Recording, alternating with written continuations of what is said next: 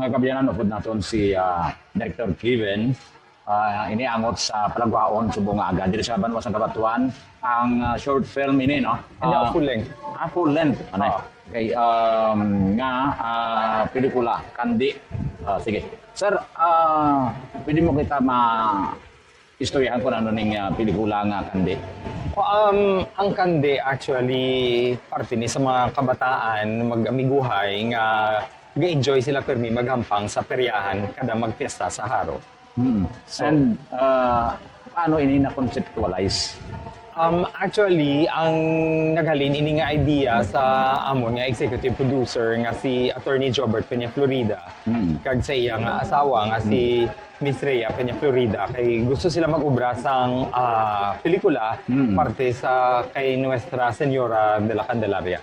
I understand nga halos tanan nga parokya may pelikula. Is it a contest among the mga parokya sa probinsya sa Iloilo? Ay, hindi. Lain na siya. Iyan niya sa Archdiocese na film festival. Ang ina niya, I think, kay naka-judge mo ko na before, competition na siya sa mga short films. So, one time lang ko na nag-judge sa ila. Okay. And how long ninyo nga ginobra ang ining pelikula? Ang Kandi, actually dugay na ni siya gina-conceptualize and then na-finalize lang siya namon mga, I think, 2023. 2023 tapos nag-shoot kami 2024. Ang filming sini pila ka adlaw, pila ka bulan?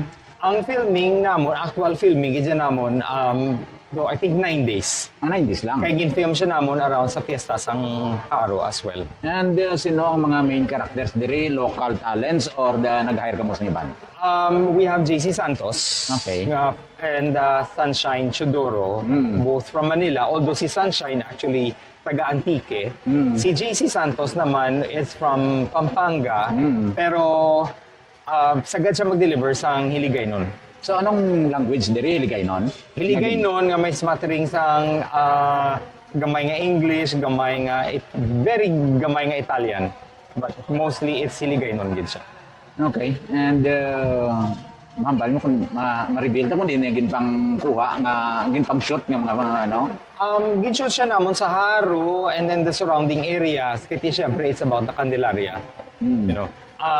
And then ang peryahan somewhere I think sa Pavia. Kinig to ang peryahan at the time kay di bala sa mga plaza subong hindi na allowed mag-put up sa mga perya kung mag-fiesta. Okay. So, and on your own personal background, how long have you been directing? As a director, dugay na akong sa theater. Kahit sa theater, ako nagsugod.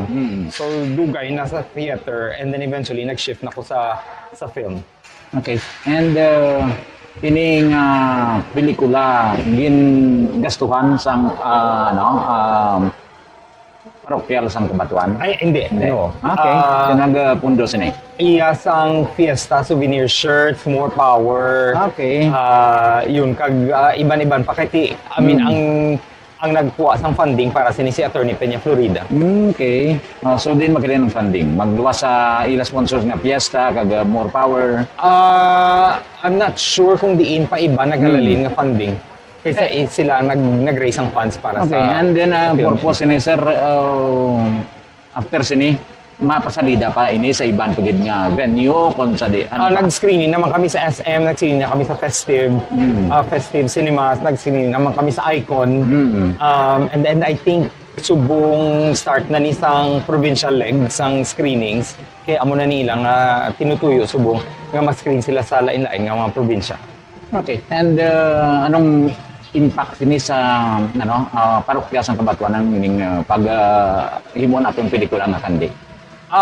I think it's not just about sa parokya sang Kabatuan, but it's actually kasi ang Kandi is not really just a religious film. It's a film about healing.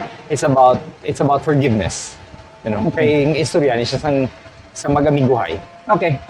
Ma-show kita karon mga 10:30 and may bayad. And anong lauman sa mga tumatanaw sa sining pelikula? I think it's about the culture naton and ang culture sang siguro sang fiesta, kag sa pagtuo naton, sa pagkabaluman naton nga si Nuestra Señora de Candelaria is the patroness of ng Western Visayas. Okay. So yun. Okay, lastly sir, your invitation sa mga luyag maglantaw kag mag-reflect sa sining pelikula. Maglantaw kita sang Kande. It's a full-length film. It runs actually for 1 hour and I think 21 minutes. Okay.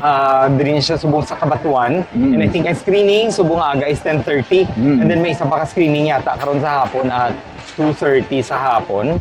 If I'm not sakto. Okay. 2:30 bala. Hindi lang ako sigurado. Basta sige. may ara pa siya screening isa pagid karon sa hapon.